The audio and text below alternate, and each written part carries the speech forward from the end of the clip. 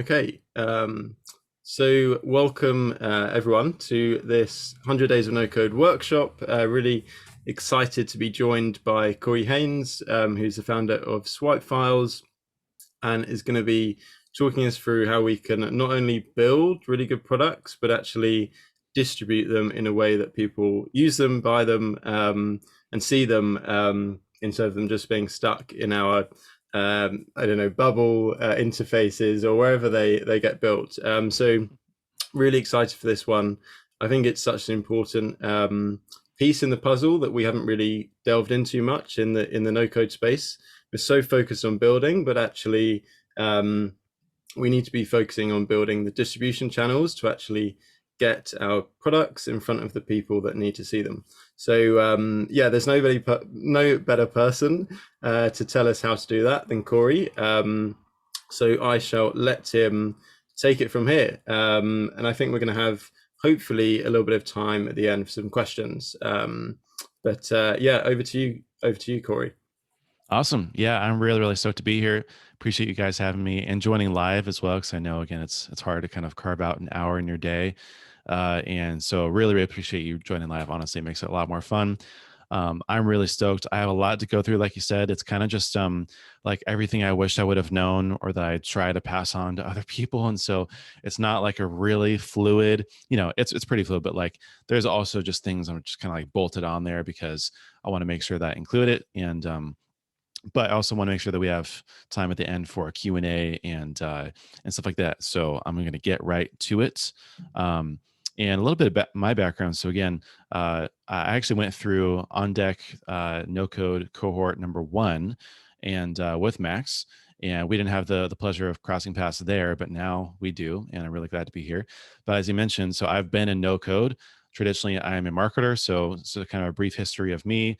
I was the first marketing hire startup here in San Diego, where I'm based, and I was the head of growth at Barometrics.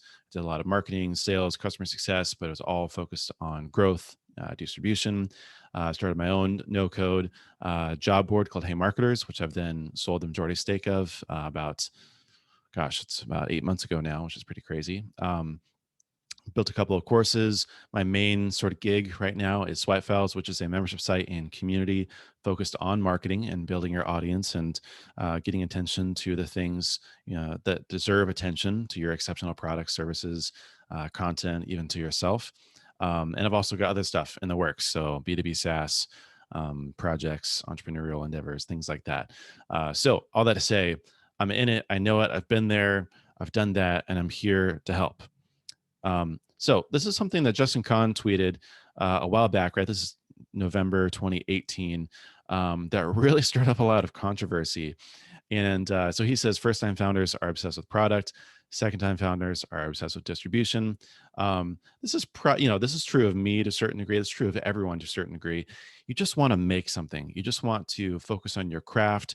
You just want to be creative, and you're obsessed with the thing that you're building, especially as no code, right? You get deep in the weeds and the nuances of automations and connections and the design of things. And it's really exciting, and that is amazing.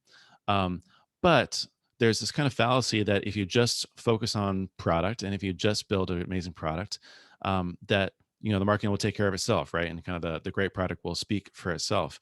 But there's a reason why Justin Kahn tweets this. Even someone like him, who has all the connections in the world in Silicon Valley, a huge audience, right? And even so, this tweet was before then, but his last startup, Atrium, ended up failing, and he shut it down because it was largely around distribution problems. They couldn't reach the scale they needed to support the venture-backed business that it was. So here's the thing.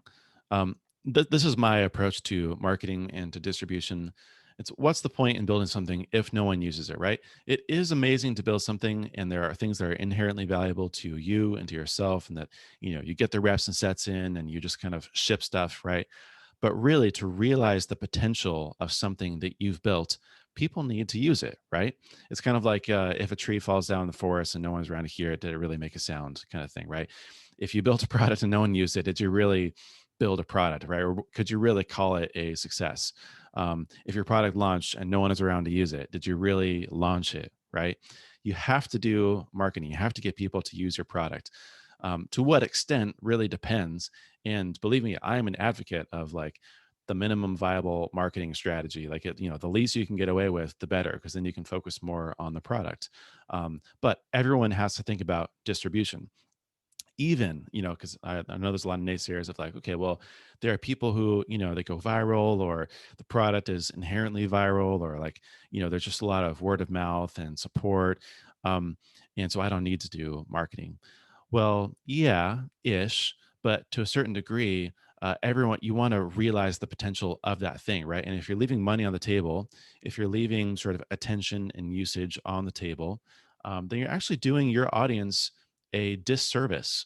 If more people can use it, or even everyone gets complacent, right? And everyone wants to grow faster, grow more, have more users, have more revenue, right? So even then, like, you want to feel like you're doing everything that you can in order to get people to your product. I love this quote from Seth Godin. He says, marketing distribution is bringing your work to the world in a way that the world can receive it, right? That's really what marketing is to me. It's not about growth hacks. It's not about manipulation or tricks. It's not about advertising, even. It's about bringing your work to the world in a way the world can receive it. And I am very flexible on how you bring your work to the world, right? And you should be too, right? It doesn't have to look like anything. There's no right or wrong way, but it's all about bringing your work into the world in a way that people can make use of it, right? Keeping it to yourself, again, is selfish. Bringing it to the world is a gift, it's a service. If you don't view your work as something helpful and valuable to this world, then you need to go back to the drawing board, right? If it's something not worth marketing.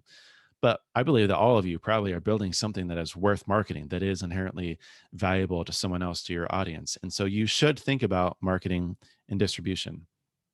So, what am I getting at here? This is really the core of Justin's tweet, of Seth Godin's quote, my own kind of ramblings and stuff we'll talk about a little bit later. This is especially true for no code makers. And I really want this to sink in. If code is no longer the barrier and making products is democratized, right? It's not I think I saw someone the other day say that 0.5% of the working population are software developers.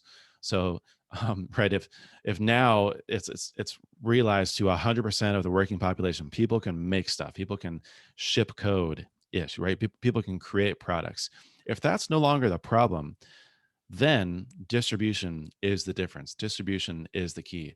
Marketing is the difference between you having a successful product and having a failed product, or a product that sort of you leave to the side and doesn't realize its potential. The difference is distribution, right? Two identical products will have vastly different outcomes based on who executes distribution better. Okay. So, and just so we're not talking apples and oranges here, I really want to let it sink in, like, what I'm talking about when I mean marketing and distribution, because there's a lot of conflation and just a lot of things that people have already ingrained in their head. But I want to build a mental model for what marketing and distribution actually is in a really summed up way. So this is my definition. I believe that marketing is earning trust at scale. And this is really the model that I'm going to use for this presentation for how to think about marketing and distribution. So it's broken up into these two parts. We have earning trust, and then the second part is at scale. So earning trust, right? First, trust is the belief in the reliability or the truth or the ability of someone or something, right? Does this person know what they're talking about? Will this product really do what it said to do and solve my problems? Will this thing help me, right, or add value, help me save time, make more money, save money in some way? Every time that a product is bought, or a contract is signed, or a link is clicked, someone on the other end of that is demonstrating trust, right? They're taking a leap of faith with you, a tiny, tiny, tiny leap of faith. Both personal and business relationships are these continuous exchanges of trust. And every relationship requires a certain degree of trust. I give you this, and then you give me this other thing in return. And the interesting part is that trust can't be bought, right? This is one of the big inherent problems with advertising, and also why it's so expensive, is because it has to be earned. It's trust is really hard won, and it's easily lost. Trust is about reputation. It's about relationship. It's a brand's most valuable asset. And in fact, I would say that a brand equals reputation, which equals trust, right? You can trust a brand to deliver on a product or what they're marketing to you based on previous actions before, which could be in any sort of means, brings us to our second point, at scale, right? Now, with the internet, this is an amazing time right now because we're in an age of infinite leverage. Media creation is completely democratized. You can connect with anyone in the world in an instant, right? We're all meeting from lots of different cities and countries and places and time zones. Um, so it's an amazing opportunity right now for makers in particular to now you don't have to go and spend, drop a mill on a Super Bowl ad or or work with some sort of PR agency that's going to cost an arm or a leg. You can do the marketing distribution yourself, right? The access is really for everyone now. So think about levers. Levers are force multipliers, right? Levers allow you to do more with what you already have, or to give you more strength than you would have had before. Without leverage, you're confined to this kind of linear relationship to effort and impact, right? One connection at a time, one relationship at a time, one sale at a time, one customer at a time. That takes a lot, right? As no code makers and as people sort of building products, it's just not a scalable way of doing things. It would take forever to reach our goals. But with leverage, with the age of the internet that we're in right now, you can access a non-linear relationship between effort and impact, right? You can make many connections at once, many relationships at once, many sales at once. It can, we'll talk about some of the tactics, right? But you can put out a blog post, and that blog post, even though it took you 2 hours to write the first time, will continue to work for you and bring in sales for years and years to come. In fact, one of the guys I was talking to recently, Jordan O'Connor, he built this Poshmark app. The guy makes $40,000 a month. It's just him, and it's just based off of 5 blog posts that he wrote once. Right. That's what I'm talking about when I'm talking about the age of infinite leverage. About these one-to-many scalable relationships. Right. Gets compounding effects where you start to reap the benefits of what you did yesterday, the day before, and the day before that. All right. So this first section is going to be on earning trust. I'm going to go through it fairly quickly here, just kind of give you an idea of what this looks like. And really what I'm talking about is authentic marketing, right? Not manipulative marketing, but authentic marketing. So we have to ask the question, how do you earn trust? What builds trust? This is not an exhaustive list by any means, but it's a good overview for some of the factors in play here. And just again, a mental model, a way of thinking about how do I build trust? And then we'll get to the at scale part. These are the ingredients, right? So let's start with this first one, which is authority. If you have expertise or experience in something, people are going to listen to you if they care about that thing that you have expertise or experience in.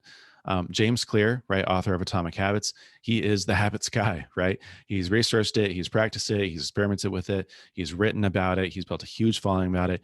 Like that guy is an expert in his field on habits, right?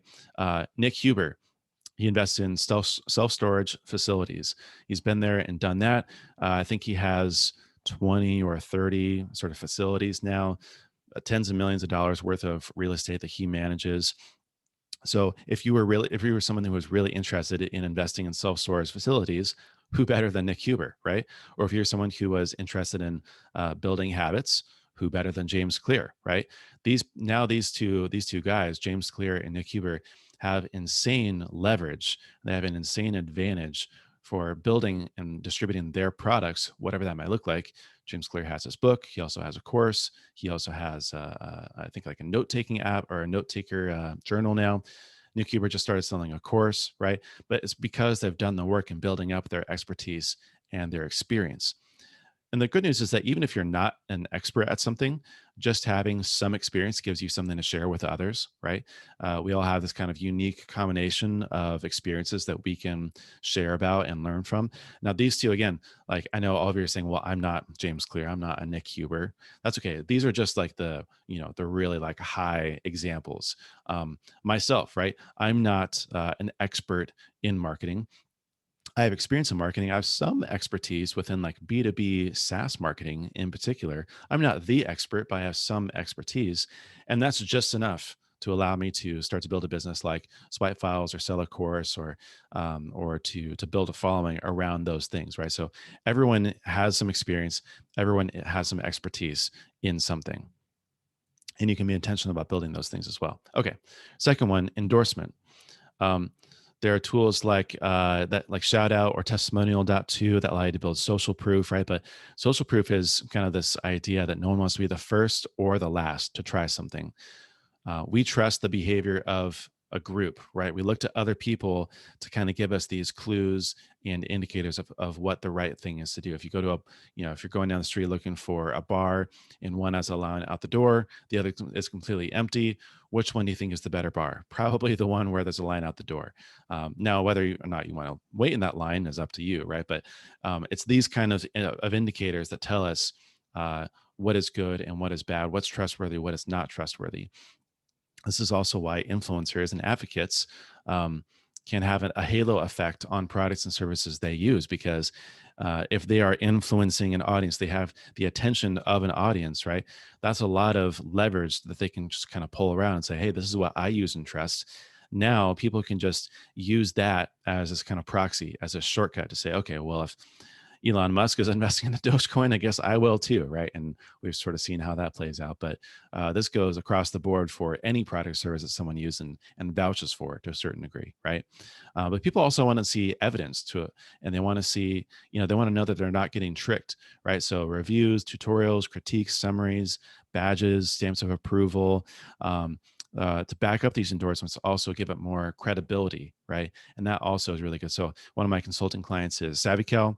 Derek Ram is the founder over there. And so we've been building up and working with a lot of YouTubers to do reviews and tutorials of SavvyCal, because now it's not just us talking about SavvyCal, it's other people talking about SavvyCal. And if we have lots of people talking about SavvyCal, then our words are going to come up stronger and we're going to come off as more trustworthy.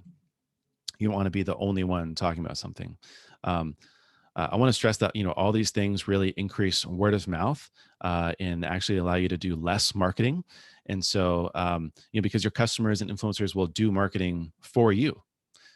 That's fantastic. I would much rather other people do marketing for me, right, rather than me having to do all the marketing. Andy Crestodina, he says, when you say it's marketing, when your customer says it, it's social proof. It's a much, much, much more powerful and effective way of marketing when other people are doing it on behalf of you. Another one is generosity. And this is one that I'm really, really big on. It's really important to have a give first mentality about marketing and distribution.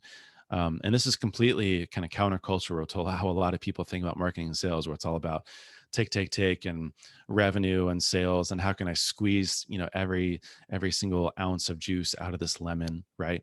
But I think it's really important to have a give first mentality, especially given that a lot of people have that other way of thinking. Because if you have a give first mentality, that helps you stand out and come off as more trustworthy and authentic. Toby Luckey talks about this idea of a trust battery. So we have to charge it up and we have to recharge it if we want to use it and drain some of its power to use it, right?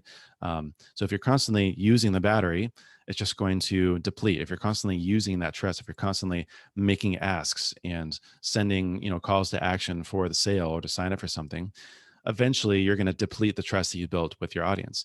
But if you're always charging it, if you're always recharging it, if you're always putting in more than what you're taking out, then the battery's going to last forever, right? And now you have now you can keep sort of going to your audience and making asks without burning them out.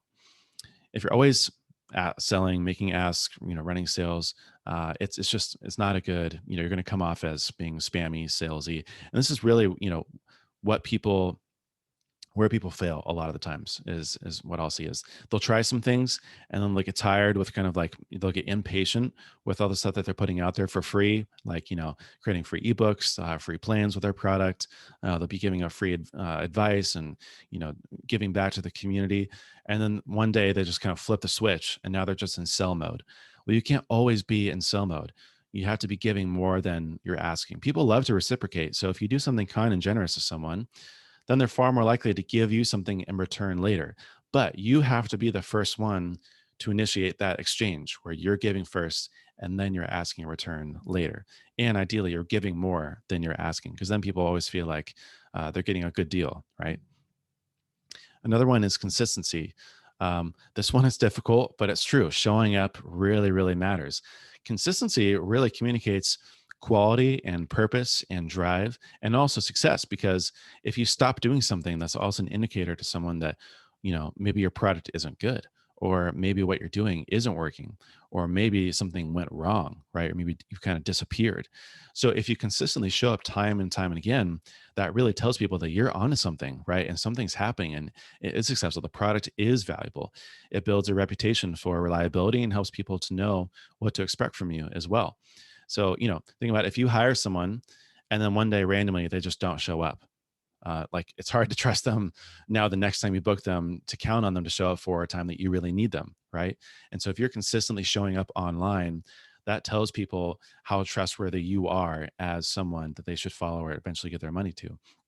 Right. I love In and Out. I'm again, San Diego, Southern California guy. So In and Out is sort of like the de facto fast food of choice for me. And if I went to In and Out and every time I ordered a burger and it was different, I don't know if I'd go back to In and Out, right? Like, how could I trust In and Out's ability to deliver on a quality product, service, or content in your case, right? So you have to be consistent. Drew Riley of Trends.bc, huge newsletter, huge massive success and community. He sent out a newsletter every single week. I think for, he's been going on like, I don't know, 2 years now, 80 weeks or something like that. This guy, Steve Shoger, he went from like 0 to 40,000 Twitter followers in under a year because every week he would do kind of like these little design, do this, don't do that kind of tips. And he would do that, he would tweet multiple times a day, but he would really have these sort of like actionable tips every single week. This is something I am not the perfect case study here. I need to be better on this, but there's something to consistency where you build up momentum. And being prolific has a lot to do with it as well. David Perel, another guy I follow, he's a really great thinker and writer, and also just business case study as well. He says the internet rewards people who are prolific. Tyler Cowen published a blog post every day for 15 years. Seth Godin published more than 7,000 blog posts. Right, you build up this body of work that can be referenced for a long time and by a lot of people, and simply by being prolific and producing a lot, that's also an indicator to people that you care, that you know what you're talking about, that you have something to say, that you are someone to pay attention to and to notice. There's also this idea of the Lux surface area, which I love. I don't know if you guys are familiar with it, but I first heard of this on the Tim Ferriss podcast, I believe. But there's this guy, I'm always blanking on his name, and I keep forgetting to put it here in the notes for me to remember. But he has this idea of the Lux surface area, where there's a relationship between doing and telling. And this is really about marketing, right? Because as a no code maker, you're doing a lot, you're building a lot. Like the doing is really kind of the product part. The telling is the marketing part, and the telling is the part that a lot of people fall short on. And so the luck surface area is basically how you can engineer luck and serendipity and good fortune in your life. And so basically his idea is like, look, if you're doing a lot and you're telling a lot, that's like the best case scenario, because basically you kind of create this gravitational force where like good luck just finds you and people find you and customers find you. But if you're only doing a lot of telling, then that's bad, right? Because then you're not like, you're just kind of talking the talk, you're not walking the walk. And if you're just doing a lot of doing, then no one knows about it, right?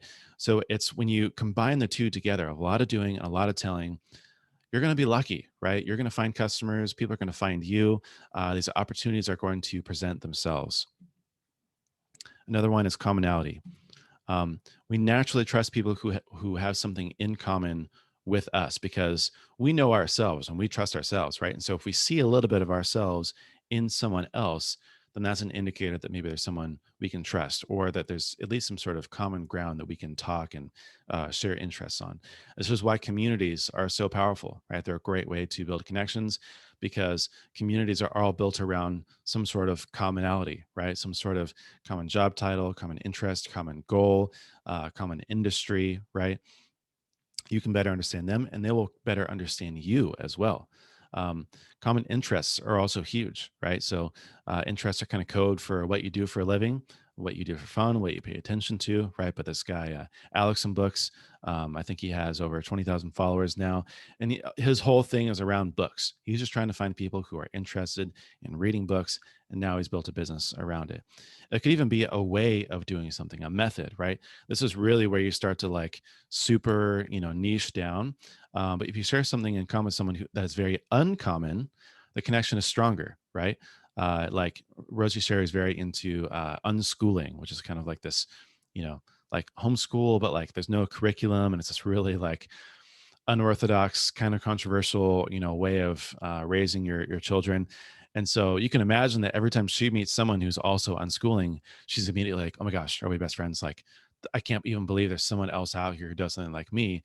And immediately there's this bond, this connection, this trust, this relationship that is built. Right. Okay. Another one, empathy. So another one I'm really big on. If you can talk about someone's problems, they'll trust you to give them a solution. If you can put into words what customers feel, if you can speak their language, if you can really put into words and use the industry jargon, or even just describe, kind of get inside of their mind, then you're going to build that relationship a lot quicker, right? Especially even rich media like audio and video, where the personality really shines through. That builds an even stronger connection and trust in relationship. So there's a tweet here by this guy Brett. He said Calendly's on is faster to meet. Yada yada. That said, sending a Calendly link still feels weird. Anyone know why? This obviously struck a nerve. There's much more now, but as of taking a screenshot, there was 653 likes, 35 retweet, or there's about 70 retweets actually. Um, this was one of the kind of cornerstone things that allowed Derek to see that, hey, people aren't happy with Calendly. So now I'll show you in a second here, but guess what we put on the homepage for SavvyCal? Sharing your scheduling link shouldn't feel weird, right? Where I'm just using the language that customers have already told me resonates with them. I can see here there's evidence. And again, if you can talk about someone's problems, they'll trust you to give them a solution. There's also when we launched on Product Hunt, we got a couple of comments and replies and responses, and one of our customers, James, he said, there's also almost this unwritten taboo of scheduling links. We were like, oh man, that's a fascinating way of describing the problem, and a perfect descriptor that kind of signals that, one, the thing that we're communicating is coming off clear, but also now we can go and use that, right? So this was really kind of evidence again that we were striking a nerve. We knew how to talk to our customers. My First Million, one of my favorite podcasts, those guys really, really know how to, shine through in their personality and just kind of like shoot the breeze and talk ideas. But I think they're in the top 10 podcasts, business podcasts now. And it's really because people empathize with them, right? People were really bought into Sam's story with the hustle, getting acquired by HubSpot. And actually, I just saw that they released a new episode, and one of their top episodes is Sam sharing about how the sale process went down, right? And people are happy for him. People want to get bought into your journey, which brings me to the next one, which is about transparency. This is really where we get into stuff like, building in public and, learning in public and sharing everything that you know. But transparency, we don't trust people based on what we know. We trust people, or I should rephrase that. We don't trust people based on what we don't know about that often. We trust people based on what we do know. So the more that people know about you, the more trustworthy you are inherently. The more people, or the less people know about you, the less trustworthy you are inherently, if that makes sense. Right. So if you're in an open book, it's easier for people to trust for you. They feel like there's nothing that you're hiding. There's no hidden motives. They can understand, but also they can really follow your journey. They can get to know you. But if you're this kind of anonymous, shady character who's a little bit wishy-washy and kind of just puts on this persona, you're going to have a hard time connecting with people, because you're going to seem like this, it's not as human, right? When I was at Barometrics, this is a very tangible, manifestation of this, but we had this public version of our product. It was demo.barometrics.com, where you could just go and see what Barometrics looks like. Which is like, hey, there's nothing to hide here. Here's exactly what our software looks like. You can like go and demo the product yourself. And that was one of our best sort of sources of signups and leads. John Youngfook of Bannerbear. He had this open startup page where he kind of documented progress towards building in public, and that was a big motivating factor, getting people bought into his journey and supporting him, feeling like it was a good cause. This guy Dan Price, who's kind of like this controversial figure, right? But he talked about how he cut his pay from $1 million a year to $70,000 per year. So like money is a very sensitive topic, right? So if you can be vulnerable in some way, that also helps to build connections, build trust, build relationship with people.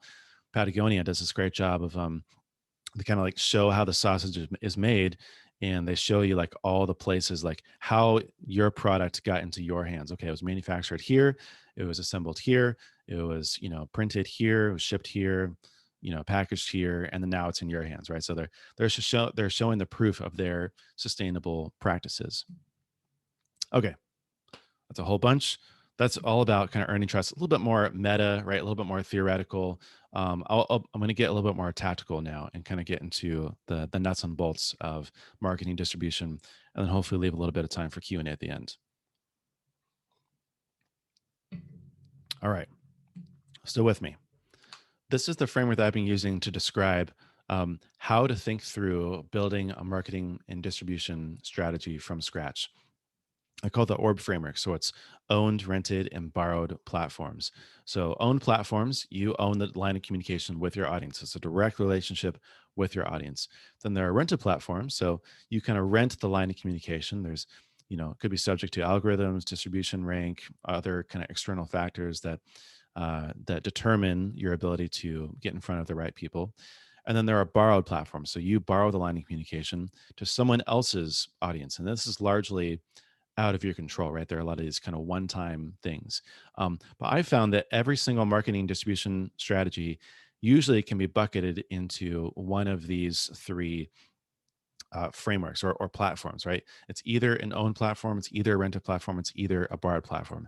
And I get to the nuances of each one, but this is a pretty comprehensive model of really how marketing works at a fundamental degree. So it's important to note that you don't own your audience, you own your platform, you own the line of communication to your audience.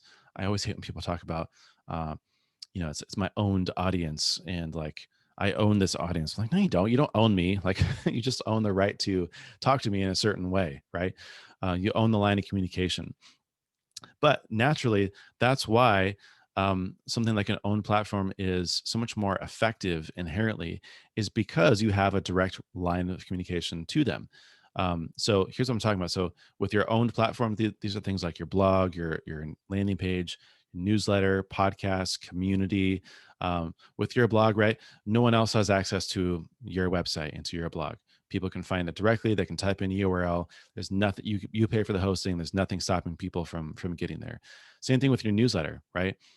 With emails and just with how the web works, because this is open standard, this open protocol.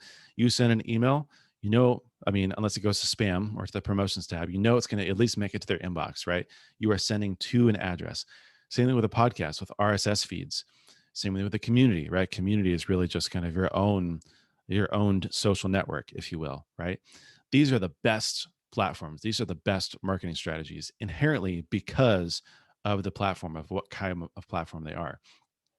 Rented platforms are things like social accounts, platform listings, external publications that you have. Maybe you're listed in a directory or an app store even, right? So these are good because you're meeting people where they are, but still they're subject to change, right? 5 years ago, Facebook was a great platform where you could build a following and reach your followers. And then it just went boop, and it was like, oh, psych, you can't reach any of your people. You post, and then like 0.2% of your audience will see that post, right? It's just like completely gone down the drain. And then there's some like LinkedIn where it's just like you have crazy organic reach. We have things like Twitter, right? I love Twitter, but I'm not going to rely on Twitter because, as my friend Jack Butcher saw the other day, randomly Twitter decided to just block his main business accounts. And so like, what do you do? His sales just went to zero. He needs to have other things, owned platforms that he can rely on. Now, there's also borrow platforms. So notice the arrows here. If you're just starting with an owned platform, you're going to be speaking into the ether, speaking into the void, right? You publish your blog post, you send your newsletter. Unless you have if you have no one on your newsletter, you send the newsletter, then you didn't send it to anyone. no one subscribes to your podcast, no one's in your community, no one visits your website, you're not really doing marketing. So you have to meet people where they are on rented platforms. You have to post to social media, right? You have to promote your podcast by going on other podcasts. You have to, so it's all driving to an owned platform, though. This is kind of the order of operations, right? You can borrow other people's social accounts. You can do a guest newsletter. You can write a guest post. You can go on their podcast. You can show up in their community. Ultimately, that should drive people to your rented and owned platforms, and every one of your rented platforms should be driving towards your owned platform. This is what it looks like, just as an example, right? This is really how I want you to think about it is, okay, in the owned, we have the website, we have the newsletter, the podcast, the community, even like a text message list. And then I have my rented platforms, right? So maybe I'm YouTube, Twitter, I'm on the App Store somewhere. And then like these are all the people who have the attention of my audience who I want to get in front of, right? So these are all the people that I want to borrow their audience. And the magic here about borrowing the audience is that they've already done all the work of building the trust and building the audience. And now if you can just kind of tap into that, not only do you get the benefit of the size and quantity of the audience, but you also get the endorsement of the person who you're borrowing the audience from because they've invited you in some way, right? They're like, hey, can you come on my podcast? Or hey, can you run a workshop for my community, right? Hey, can you write this blog post on this topic? Or would love to have you write this blog post. Even platforms like Prelaunch, New York Times, right? There's already Prelaunch has built up a reputation. So when you're on Prelaunch, you know that it's your product is approved, right? There's some sort of clout and social proof inherently there as well. We've seen this with the OG borrowers of platforms are hip hop artists, right? They would go and like it'd be like Lil Nas featuring, I don't know. I'm really bad with like pop culture references, right? But there would be like all sorts of features, or you'd kind of like mix and cross. Like there's like some sort of, Taylor Swift is like doing like making the rounds, like a whole bunch of different artists and different songs. YouTubers are also amazing at this, right? They'll do collabs and they'll kind of go on each other's YouTube channels and do videos together, or they'll all go to and live in a house together. And that's kind of like this rising tide lifts all boats idea. Tim Ferriss, right? He's actually borrowing the audience of everyone who he brings on his podcast, who is a really famous person, like, a senator or a billionaire or something like that, right? They now everyone who follows them is also maybe going to listen to Tim interview him and get to know Tim in that way. Borrowing another person's audience is the one that people always forget about and no one puts in the work to do. Everyone always thinks about the rented platforms, building up a social following. And very little people really strategically think about building an owned platform, but that's really ultimately the best inherently platform that you want to be building your audience on. Okay. Now, to take a little bit of a step back and think a little bit more tactically here, like what does this look like to create a marketing distribution plan? Because, okay, we have the framework. I understand how things work, yada, yada, yada. These are good ways to think about it. But now, how do I put pen to paper and make this work? So these are the kind of the 4 steps that I usually follow for everyone just getting started. First, it's customer research. Second is to figure out your messaging and positioning. Third is to own rented and borrowed platforms. And then fourth is to launch and to relaunch, right? And it's important to note here that the launch is the last step, right? You want to do that after you've already kind of checked the box on these fundamental issues before going to prototype, before going to beta list, or before really announcing what you're doing. So to think about to customer research first, traditionally you think about marketing once the product is done. I built this thing, now let's go figure out, who wants this thing. But really you should be working on marketing a product in parallel, right? Or even marketing before you start coding or no coding, right? Because then you have an audience to launch to. It's much easier to build up an audience and then say, what do these people want? Or to build an audience around the thing that you're building. And then once it's ready, then you say, okay, here's this group of people who are already, anticipating to use this thing, rather than starting from scratch, from zero, once you have the product done. So for customer research, you want to be talking to people. This is true for both a product perspective and a marketing perspective. When you launch it, so I love this meme. It's Caitlin Burgoyne. She's really big on customer research, and you don't want to be flying blind. You don't want to just be throwing spaghetti at the wall. You want to have customer research ingrained into your process, both as a product person and as someone doing marketing. A lot of people think that Airbnb had rocket ship growth from the beginning, but what they don't know is that they launched it and then they worked on it for like a year after launching it, and they were basically flat. They were plateaued. They couldn't really find traction. And then they got accepted into Y Combinator. They met Paul Graham.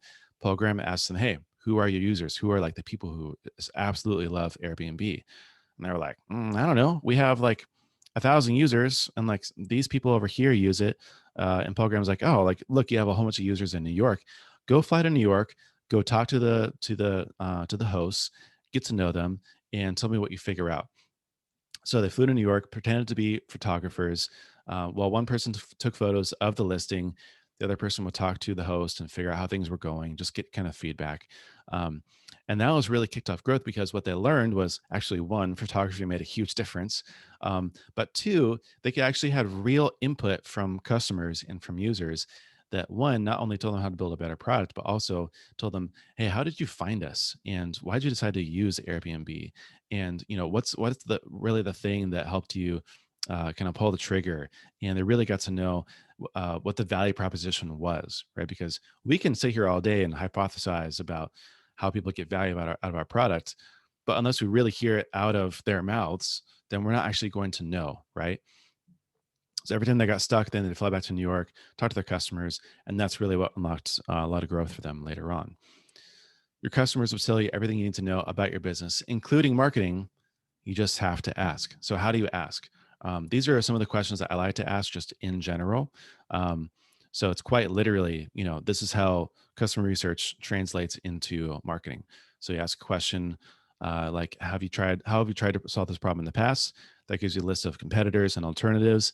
Then, one, what people are comparing you against. We can also build competitor comparison pages. You can target their audiences. You can, there's lots of different strategies there. If you go wave a magic wand and have a solution, what might it look like? This is really about value propositions. What are people looking for? What are the problems they're trying to solve? What social channels are you active on? Rented platforms? Who do you pay attention to and learn from? Borrowed platforms? What blogs, podcasts, newsletters do you subscribe to? These you're just crowdsourcing all of your marketing ideas just by asking users and customers. Three main ways I like to do customer research: video conversations, surveys, and detective work, usually in this order. Because if you get to know people on a call, that's like the richest form of data. And you'll mostly usually get the best insights. You can follow up real time and get clarifying questions as well. Surveys, again, help you really crowdsource. If you already have like a beta list, just asking those questions, sending it, right? That allows you to kind of crowdsource and ask some basic things, but also detective work. So you can find community threads, social media posts, testimonials, reviews, complaints about other products related to your space. That also really helps you kind of go into the wild and get a feel for how people are thinking about your product or something like your product and the problem that you're solving for. Second part is messaging and positioning. Now, here's kind of the case study here is that people buy outcomes, not products or services. This is the most important thing to remember about copywriting. When I started working with Derek and with SavvyCal, he had gotten some growth. It was about $400 in MRR. He had launched, he spent a lot of time launching, but then it was kind of flat. And we saw that there's all these people coming to the site, but they weren't converting into trials, which tells me that there's a messaging and positioning problem. So even if you're, the best growth hacker in the world, if you don't have a good value proposition, if you don't have a good pitch and message to your customers, it's all for naught, right? That traffic is not going to convert into users. So you have to think about messaging and positioning. We're all looking for progress. We all buy products and services to get certain outcomes. I love this illustration. It's super, super powerful. This is basically all copywriting, right? What you're selling is not your product. You're selling the outcome, the transformation for what your product provides. Now, what that looks like, is really that's the job of customer research, right? No one cares about your product; they care about what your product gets them. So in this case, this is just a really easy example, marketingexamples.com, right? But instead of talking about the features or even some sort of new update to your product, you talk about, hey, this product helps me get a better smile. Ultimately, I brush my teeth because I want to have white, nice teeth that feel clean. Right. At the end of the day, it's not about the toothpaste. The toothpaste is just a means to an end. And I'm sorry, your great shiny product that you've spent years and years building, is a means to an end for someone else's outcome. And the reality is that it's going to be a little bit messy, right? It's going to be all over the place. Hey, how'd you hear about us? What do you care about? Just everyone's journey to you is going to look different. It's not I do this and this other thing happens. You have to keep. That's why consistency is so key here. You have to keep showing up. You have to keep iterating. You have to keep pursuing the customer. Really easy framework for this is called pain dream fix. So with a pain, you kind of go with the mindset of like, hey, doesn't it suck that dot dot dot, and then fill in the blank for whatever it is that your product solves for, right? So for me, again, with SavvyCal, sending your scheduling link still feels weird. Doesn't it suck, right? And then dream. So imagine if there was a scheduling tool that both the recipient and the sender loved, where there weren't these awkward power dynamics. And then the fix. Hey, there's actually something. This is what SavvyCal does. It's as easy as setting up a free account in minutes, right? It's a scheduling tool that that takes away the power dynamics of this problem that you've been experiencing, right? So start with the pain, and then you talk about the dream, and then you introduce the fix, which is your problem. Easy as that. It's not rocket science. Okay. Now, really briefly, what does this look like for putting owned, rented, and borrowed platforms to practice? First, you want to make a list of everyone and everything that has the attention of your audience. You want to start with borrowed audiences. So you can use tools like SparkToro, Ahrefs, Audience with the S at the end instead of a C. You can just do research on your own. You can ask your customers again, right? Because they can kind of crowdsource and do a lot of that work for you. You can ask industry experts or even podcasters, people well connected in your space. And you want to build just a huge list and database, and then basically start to rank and say, okay, like it would be amazing to have these people, but I can't really get in contact with them. So let me start with these people down here, and then I'll work my way up to, to the Joe Rogans and to the Tim Ferrisses of the world, right? But you want to make a list of blogs, of podcasts, influencers, social media people, um, people who have the attention of your audience, right? And then it's a matter of, okay, how can we figure out a way to work together, which is going to look like a whole bunch of different things, and I'll get to some of those here in a second. Secondly, you want to meet your audience where they already are. So commit to a few rental platforms. You don't have to be everywhere. I hate the Gary Vaynerchuk be everywhere strategy. Just show up where your audience already is. I am only on Twitter. I don't put any time or effort into any other social platform or any other place that is not my owned platform or is not someone else's platform. Um, this is where, minimum viable marketing. You don't have to repurpose every piece of content for every social platform. Just focus on 1 to 2, I would really say. For me, it's Twitter. For you, it's going to be something else. All depends on where your audience is. Choose that platform, even if it's something you don't inherently like, right? Meet your audience where they are. And then finally, commit to a few owned platforms that you can invest in, right? Um, and this really, you want to find the intersection of what your audience wants and what you can do best. So, hey, if you're a great writer, focus on building out your blog, content marketing, producing written content. If you like podcasting, if you like video, maybe do a podcast, maybe do a YouTube channel, maybe do some sort of post your videos to your website in some way, right? You can use something like Wistia channels, for example. But all this to say, invest in platforms so that when you go and borrow other people's audience and you show up every day on Twitter or whatever rental platform it is of your choice, then then you can loop people into your world, into your owned platforms, into your blog, your newsletter, your podcast, because ultimately that's where people are going to be most sticky, and that's where the sales are going to happen as well. Here's a whole big list of distribution channels, right? SEO, content marketing. We have performance ad channels, yada, yada, yada. This is just a list for you. You can screenshot it or you can copy it later down. This is kind of how I think about most of the different channels available today. For me personally, these are the pre-launch channels that I usually recommend. Content marketing, because everyone can produce content.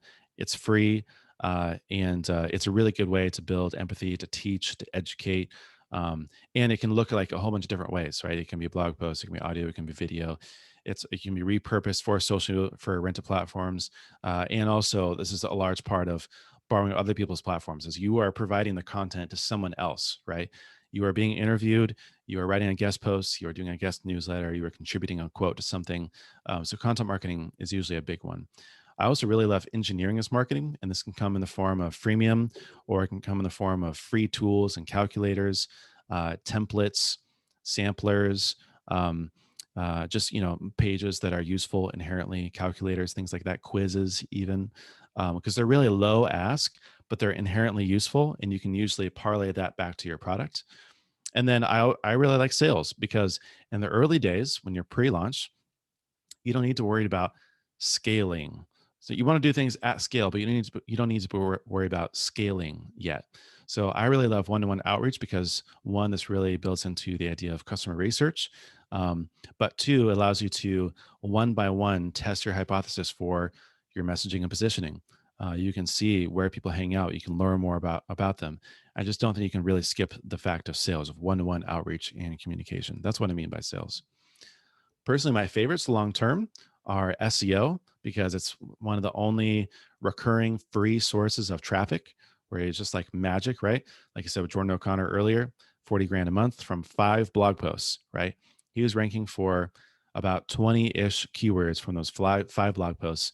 And it's just magic. You're just not going to find that anywhere else. Now, it's going to vary for your product, for your industry, sort of the potential you have to capitalize on that. It might be a lot, might be a little, but in general, I always recommend people to look at SEO. And it's not rocket science. It's, that's a whole nother workshop for another time. But, build a page that satisfies the search intent for what people are searching for, right? And then if you do kind of all the best practices, then you should be in good shape.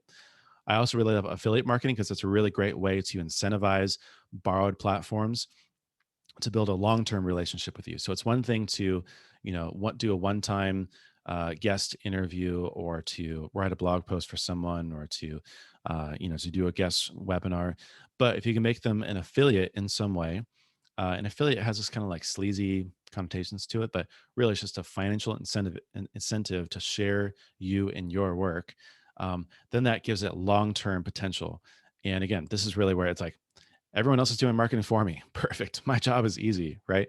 I am just building this engine, this army of marketers, where I don't have to do all the work myself. And I also love engineering as marketing just because it's usually a lot easier to parlay into the product itself. Okay. And now we get to launching. And I'm just going to go over this pretty quickly here, but Brian Chesky of Airbnb, he said, if you launch and no one notices, launch again. We launched 3 times. Launching is not a one-time event. It is not a one-time thing. It is not a one-place thing. It is a multiple step, multiple time, and really you can keep relaunching over and over and over again, forever, essentially. Here's kind of like the way that I think about launching, at least going to like your initial strategy. Because again, a lot of you guys are no coders. You're building something for the first time. You're bringing something to life. You're bringing your work to the world. So this is how I recommend bringing your work to the world from a launch strategy perspective. So launching is really like 9 parts here. It's number 1, you're going to announce what you're going to launch, which is a launch in and of itself, right? It's an announcement. Number 2, you can build anticipation. You can tell the stories. You can talk about the problems. This can be in the form of blog posts or tweets or videos or whatever it is. You can do a pre-launch. So you can offer something ahead of launch. Then you can actually launch. You can make it publicly available. You can launch it somewhere else. You can do a launch follow-up, right? So maybe you launched it on Twitter into your email list. And then the next week, now you do the launch follow-up. You launch on Product. Maybe the week after that, you launch on beta list, right? Launch follow-up can be multiple steps. Number 6, momentum launch. So you can talk about how the launch went. You can relaunch somewhere else, right? So maybe you make a big update a couple months down the road.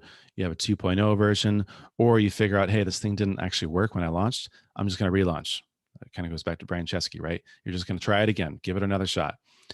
It can be a big update, right? Maybe it's some pricing change or offer or exclusive kind of discount. And then there can be the launch celebration. So you can incentivize early users to share, celebrate with you, host a meetup, a party, I don't know, do something to give back to the community, right? But this, I'm really just trying to get you outside of the thinking of like, well, launch is like a one-time thing. No. Launch and launch and launch and relaunch. So to recap here really quick, and then hopefully we'll have a couple minutes for questions if you have it. Marketing is earning trust at scale. That's my framework for how I think about it. What builds trust? Authority, endorsement, generosity, consistency, commonality, empathy, transparency. This is really like the theory and the mental models for how to think about marketing and how to do it. What that looks like tactically, personally, I like and recommend the owned, rented, borrowed platforms. That way, you're not kind of like throwing spaghetti at the wall, but you can actually, really think through a framework like this.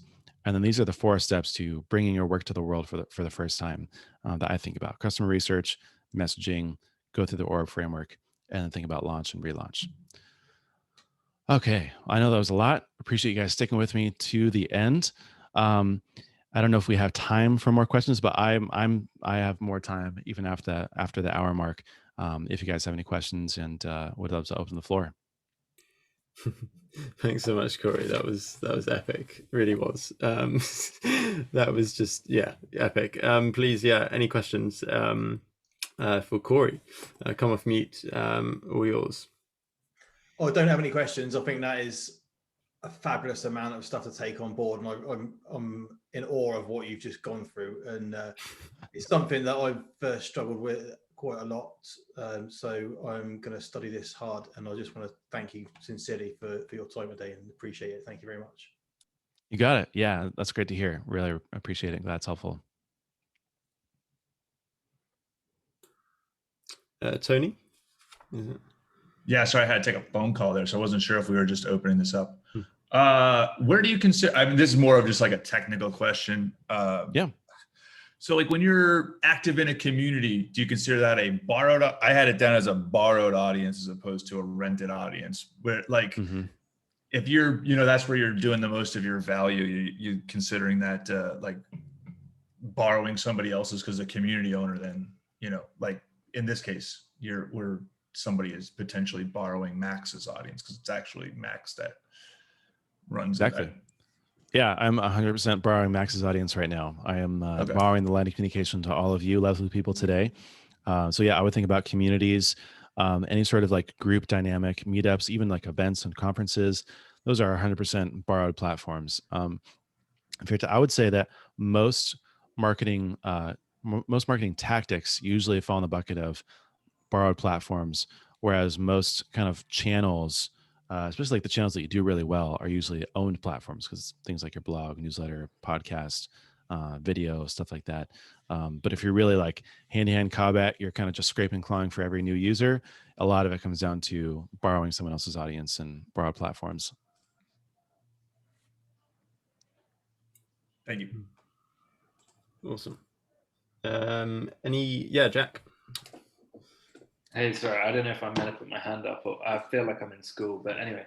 I just wanted to ask, like, there is an insane amount of different stuff you just went through there, and all of it was so helpful. But what I was kind of wondering is, like, where do you prioritize? And I know that's just such a broad question, but like the amount of different steps, and there's, at the start you talked about people, who are starting out or doing their first startup will put so much time into the product and not think about distribution. And then the other way around, it flips when you're a second time. But I guess what I'm trying to ask is, like, surely both of those things just need tons of attention, and then there's so many different tactics and strategies. I'm in the process of like starting out on a project, and I'm kind of like a machine gun right now. I mean, you said stick to one social media, but then it's like, you need to get on Twitter, and it's like, oh shit, okay, well, I'll try and build an audience there and stuff. And then there's like building an email newsletter, going on people's podcasts. Like, do you have any kind of strategy to try and hone in on where you should really prioritize as a startup? Yeah, I mean, true to the definition of what it means to prioritize, like you have to pick and choose and say no to a lot of things. And so for me, I mean, I think everyone should at least lay the groundwork for a lot of the owned platforms, like a blog. You need to have a website. I would encourage people to have some sort of blog, and usually content marketing SEO is kind of like a tried and true strategy across the board, because then you can repurpose that content for borrowed platforms and for your own rented platforms. So it's just like, that's like a 3 birds in 1 stone kind of idea, right? We're just kind of knocking them all out in one foul swoop. But really, figure out what it is that you like to do on the owned and rented platforms. Like for me, for example, I'm focused pretty hard right now on building my Twitter audience, because I know that everything I create on Twitter and the audience that I build on Twitter, I have this kind of like pretty well-defined funnel where now that also trickles downstream to my blog, my newsletter, into my community, into my podcast, actually also as well. So by focusing on the rental platforms, I am also building my newsletter and building my podcasts, and I'm owning those platforms. Same thing with borrowed audiences, right? They all work downstream together. So really, I think it's about figuring out where you want to focus on their own and rented platforms, but especially for the borrowed, like that's where there's like an endless amount of things that you can do.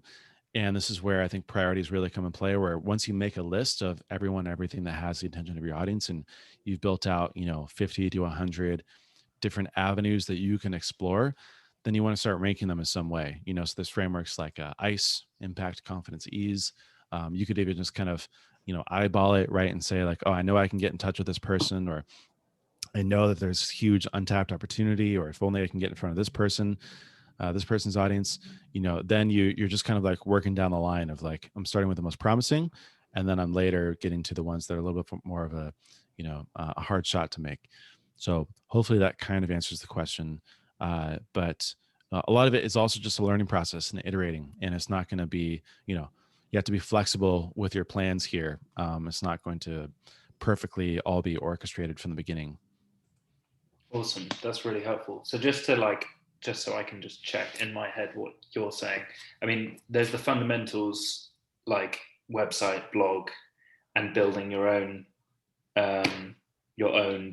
like areas, I guess. Yeah. But you need to create a following on some kind of social media to get feedback, which was going to influence your own channels. And then once you've got that kind of leverage, you can then contact, larger people with larger followings and tap into their followings. Is that kind of? Yeah, 100%. I mean, I didn't really go over it that much, but I mean, the reason I've intentionally designed it as kind of these concentric circles, right? Because really they're all part of this larger, audience that you're trying to tap into, right? So the owned is going to be the smallest part there. It's going to be like the smallest amount of people in that circle, but it's going to be the most intimate and the deepest relationships. Rented, right, starts to get a little bit more fuzzy. Borrowed is going to be pretty shallow, but pretty broad and pretty, have good breadth there. And so, like you said, yeah, I mean, you want to have the own platforms at least set up. So there is a website, there is a newsletter, there is something to point people to from the rented platform, which now you can build up a social following. And that could come in the form of, you can build your rented platform by borrowing other people's audience, and or you can also borrow other people's audience by building up a rented platform, because now you're someone who's a little bit more notable, or there's kind of that Twitter serendipity that happens, like surface area, where you're doing the work and you're telling people about it, and so people find you. Awesome. Thanks so much. Awesome. Yeah, thanks, Jack. Really, really good question. Cool. I think, and yeah, aware of time. Maybe time for one more question, if anyone has a burning one. If not, I don't think there is. Yeah, just like to wrap up really. Firstly, by saying thank you so much, Corey, for that hour worth that felt like, not felt like, but was like 10 hours worth of richness and like and just good stuff. So thank you so much for that. Is there, how can people find you? I've dropped some links, but also tell us kind of, or share with us any like parting words that you'd like us to take home with us on this, after this presentation. Yeah, absolutely. I mean, thank you for allowing me to borrow your platform and your audience, and for all of you lovely people tuning in live and watching the replay after, possibly. Best place to really like follow me is on Twitter. Probably I'm on Twitter like all day long, basically. Joke with my mom that I get paid to tweet. And so I'm at Corey Haynes Co. That also has links to, places and things that I'm doing. Swifiles.com to join the newsletter. And there's also a membership component there as well, if you wanted to, really invest in building your audience, learn more about marketing. I have courses there and all sorts of resources that I'm building out. It's very work in progress, but there's lots of members and lots of helpful people there besides myself. And then if you want to learn more about me, CoreyHaynes.co has a list of all my projects, things I'm working on, and occasional updates. So those are the best places for sure. Epic. And any closing words to leave us on, Corey? No, I mean, don't be afraid. Like, it's a big step in, muscle to build, to learn how to promote what you're doing and to get in front of people and to share. And it's definitely scary, but trust the process. Believe that what you're doing is inherently valuable to other people, that you can help them, and let that be kind of the motivating factor to getting over the fears of feeling self-promotional and spammy to a certain degree. And just get out there and be valuable to people, and you'll build the audience and share your work. Awesome. Yeah, couldn't agree more. The recording will be shared tomorrow. We'll be chucking in the newsletter on Sunday. I look forward to interacting with you more on Twitter, Corey, and see you guys all in the Slack over the next week or so. Yeah, cheers everyone. Have a great week. Thank you, Corey. See you guys. Thank you. Bye.